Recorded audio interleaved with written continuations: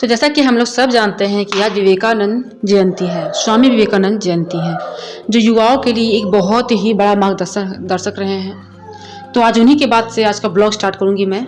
उठो चलो और तब तक मत रुको जब तक लक्ष्य की प्राप्ति ना हो जाए।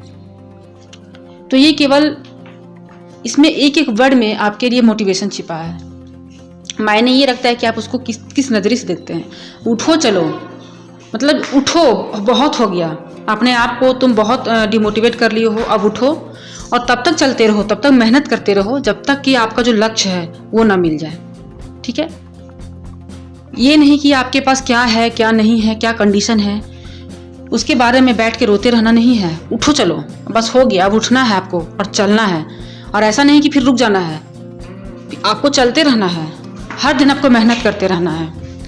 कब तक? जब तक आपका लक्ष्य ना मिल जाए, आपको लक्ष्य ना पूरा हो जाए, जो भी आपका पर्पस है लाइफ का, जो भी आप अचीव करना चाहते हैं अपने लाइफ में उसको। तो आई होप आपको अच्छा लगा होगा आज का मोटिवेशन। और ये मोटिवेशन, ये जो कोट है वो सभी स्टूडेंट को अच्छे से पता है। तो इसी थॉट के साथ मैं आज का ब्लॉग स्टार्ट करती हूँ। A very good morning to all of you.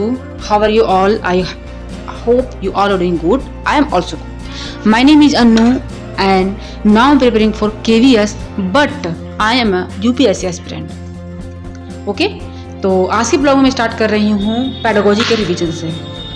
तो जो भी मैं नोट्स बनाई हूँ, जैसे कि यूनिट 1 मेरा कंप्लीट हो चुका है, हुआ नहीं है, बस एक जो टॉपिक है उसको कंप्लीट मैं करूँगी। अभी मैं रिवाइज करूँगी, उसके बाद मैं उसको लिखूँगी, बिकॉज मैं शूट नहीं कर पाऊँगी क्योंकि यही मोबाइल एक है। ठीक है, तो सबसे पहले मैं रिवीजन करूँगी और बुक से भी पढ़ूँगी। अभी मैं बीएड का बुक से पढ़ रही हूँ। तो इसमें कौन सा टॉपिक मिला है? इसमें role of teacher, role of student and कैसा दोनों के बीच में रिलेशन होता है उसके बारे में अच्छे से डिस्कस किया हुआ है। ठीक है, तो उसको मैं पढ़ रही हूँ, प्लस मैं कॉपी से ही पढ़ूँगी। तो इसको पढ़ने में अच्छा खासा मेरा 1.5 घंटा लग गया, क्योंकि बहुत डीपली है इसमें दिया हुआ है। और जैसे कि अगर आप अच्छे से पढ़ते हैं, बीएड में पढ़े हुए हैं, तो आपको इतना नहीं लगेगा टफ। जैसे कि मेरा पढ़ा हुआ है तो थोड़ा थोड़ा ऊपर पढ़ना ही है। और कॉपी से भी मैं रिवाइज करूँगी। तो आज से मेरा यूनिट 1 कंप्लीट हो जाएगा, बस थोड़ा सा ही बचा हुआ है लिखने का, तो वो कंप्लीट हो जाएगा। और बताइएगा आप लोगों को वो जो चैनल में बताई हूँ वीडियो कैसा आपको लग रहा है, थोड़ा कमेंट आप ज़रूर कीजिएगा, ताकि अगर अच्छा लगा है तो कुछ और भी मैं आप लोगों तक शेयर करती रहूँगी डे बाय डे। और मैं बहुत ही अच्छी चीज़ आप लोगों तक शेयर करने वाली हूँ, बस वेट करना है आपको। जितना आप फेयर कर रहे हैं केवीएस को एग्ज़ाम को लेके कि कहाँ से पढ़े, कैसे पढ़े, नहीं पढ़े, मैं हर दिन आपको कोशिश करूँगी कि सॉल्यूशन प्रोवाइड करती जाऊँ, जो भी मेरा हाथ लगेगा। और जो लगेगा कि नहीं बहुत यूजफुल है, करना चाहिए, क्योंकि आपको पता है कि मैं यूपीएससी की तैयारी कर रही थी। ठीक है, तो अगर आप यूपीएससी की तैयारी करते हैं तो आपको पता चल जाता है कि कौन सा कंटेंट कितना यूजफुल है और कहाँ से पढ़ना चाहिए।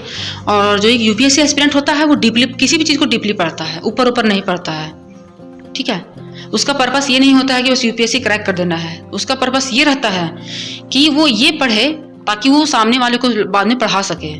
ठीक है, यूपीएससी जितने लोग भी यूपीएससी की तैयारी करते हैं, ये नहीं है कि वो आईएएस ऑफिसर ही बनेंगे, आईपीएस ही बन जाएंगे, लेकिन हाँ उनमें इतना नॉलेज आ जाता है कि लोगों को वो आईएएस और आईपीएस बना सकते हैं। ठीक है, तो बस मैं इसको रिवाइज करूंगी मैं। बहुत ही अच्छे से दिया गया है role of teacher, role of student, बहुत ही अच्छे से, तो उसको मैं अंडरलाइन भी करूंगी।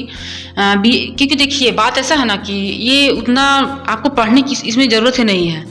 यहाँ पे ऑब्जेक्टिव क्वेश्चन आएगा, ये तो पढ़ने की ज़रूरत है। अगर आपको लिखने के लिए बोला जाएगा तो आप ईजिली लिख सकते हैं। ठीक है, जैसे कि एग्ज़ाम में मेरा आया था तो मैं इजीली 6 पेज तक मेरा चला गया था लिखना, और भी लिखना चाह रही थी बट पेज कम हो गया था। लेकिन होता क्या है कि जब आपको ऑब्जेक्टिव फॉर्म में आपके क्वेश्चन आते हैं तो थोड़ा सा आपको उसमें बहुत ज़्यादा माइंड यूज़ करना पड़ता है। तो पेडागोजी कंप्लीट हो गया, और मैं वीडियो को लिखने के बाद जैसे कि मेरा एडल्सेंस कंप्लीट हो गया, यूनिट कंप्लीट मेरा 1 हो गया। ठीक है, और सोशलाइजेशन भी मेरा कंप्लीट हो गया नोट्स। तो समझिए कि यूनिट 1 कंप्लीट हो गया मेरा है, अब यूनिट 2 चलेगा मेरा। और उसके बाद मैं इंग्लिश पढ़ने के लिए बैठ चुकी हूँ।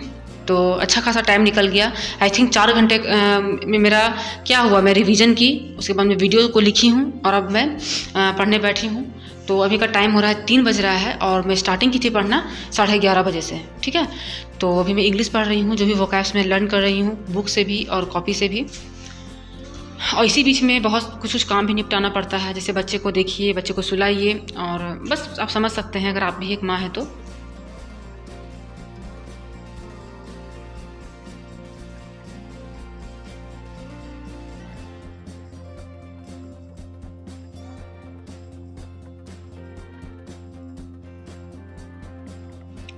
हाँ, तो आप यहाँ पे हाल देख सकते हैं कि जो कॉपी किताब मेरा है वो अच्छे से नहीं रखा हुआ है, तो बेबी कह रही है कि मैं अच्छे से रख देती हूँ।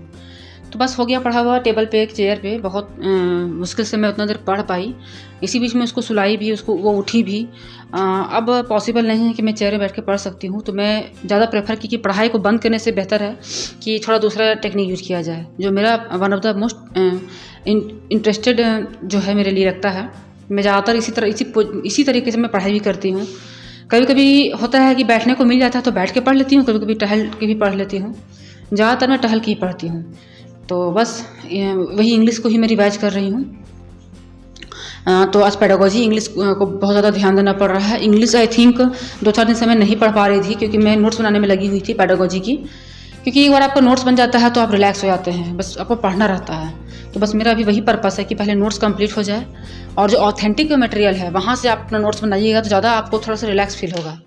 बाकी आप कहीं से प्रैक्टिस सेट सॉल्व कीजिए, किसी भी यूट्यूब चैनल को फॉलो कीजिए, प्रैक्टिस सेट सॉल्व कीजिए।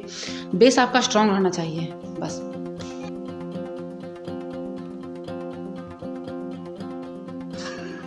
तो बस इंग्लिश पढ़ने के बाद मैं हिंदी भी पढ़ूंगी, और कोशिश करूंगी मैं कंप्यूटर पढ़ने की, और जीके जीएस को मैं बाद में पढ़ूंगी। आज ही पढ़ूंगी लेकिन बाद में पढ़ूंगी, क्योंकि दिन में मैं टारगेट की हूँ कि एटलीस्ट मैं 3 सब्जेक्ट को कंप्लीट करूँ।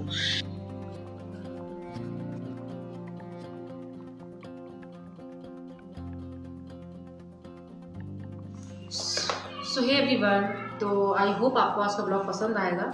तो आज के ब्लॉग में हम लोगों ने देखा है कि मैं पढ़ी हूँ पेडागोजी, जिसमें यूनिट 1 कंप्लीट हो चुका है, और उसके बाद यूनिट 2 स्टार्ट हुआ है, जिसमें आपको पढ़ना है role of teacher, role of student, relation between teacher and student, ये सब आपको पढ़ना है। ठीक है, तो आपको जैसे कि ये सब पढ़ना है। यूनिट 1 कंप्लीट हो गया, अब यूनिट 2 पढ़ना है। तो ज़्यादा कोशिश कीजिए कि जैसे RT है, NEP है, ये सबको कंप्लीट कर लीजिए। या तो आप PDF से पढ़िए, PDF से निकाल कर नोट्स बनाइए, या कोई भी ऐसा यूट्यूब चैनल जो आपके लिए ट्रस्टेड है, कि लगता है कि हाँ वहाँ से कंटेंट जो है वो ठीक मिलता है, तो और देखिए कि सारा कुछ सही है। मतलब आपको थोड़ा सा बिलीव करना होगा, और उसको आप नोट डाउन कर लीजिए।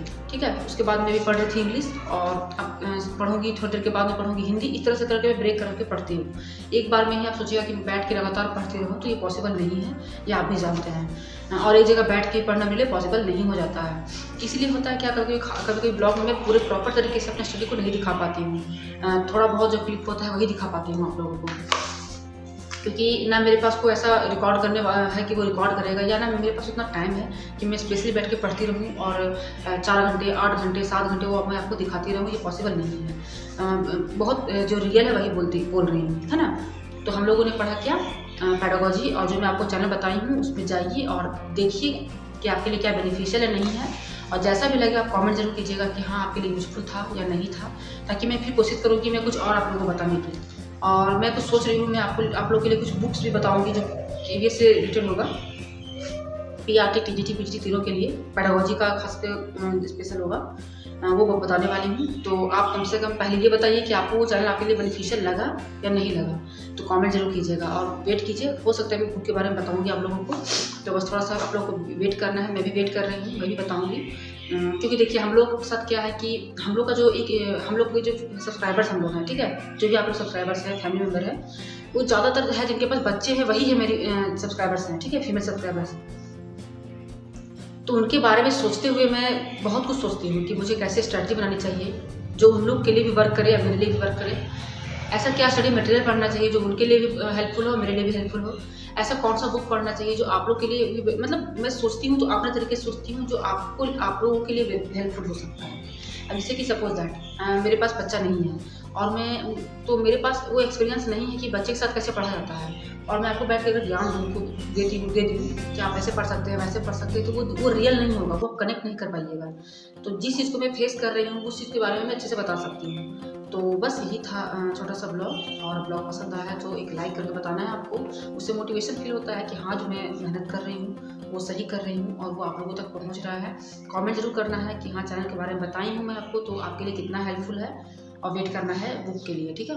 और अगर चैनल पे पहली बार है तो सब्सक्राइब कर लेना है और लाइक शेयर करना ही है। तो मिलूंगी ऐसी और वीडियो के साथ। आपका सपोर्ट चाहिए, आपका प्यार चाहिए। तो चलिए मिलूंगी नए ब्लॉग के साथ, तब तक के लिए बाय।